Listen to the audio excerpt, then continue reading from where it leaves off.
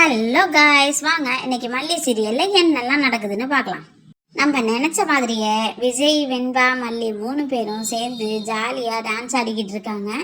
அந்த நேரத்துல தீபிகாவோட பொண்ணு நானும் மல்லியம்மா கூட தான் டான்ஸ் கத்துக்குவேன் அப்படின்னு சொல்லி அவங்களும் வந்துடுறாங்க.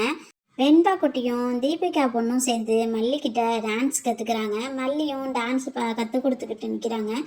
அந்த நேரத்தில் ராஜேஸ்வரி, நீ சந்தோஷமாவா இருக்க, உன் சந்தோஷத்தை கெடுக்கிறதுக்கு தாண்டி நானே வந்திருக்கேன் அப்படின்னு சொல்லிட்டு மாடியிலேருந்து இறங்கி வர்றாங்க.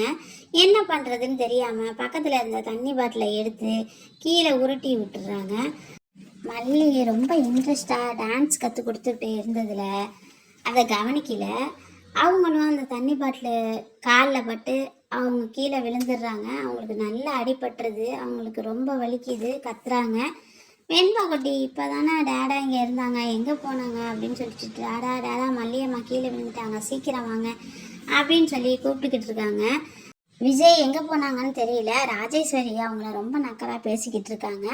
அதுக்கப்புறம் என்ன நடந்திருக்குங்கிறத அடுத்து வரப்போகிற எபிசோடை பார்த்து தெரிஞ்சுக்கலாம். தேங்க்யூ.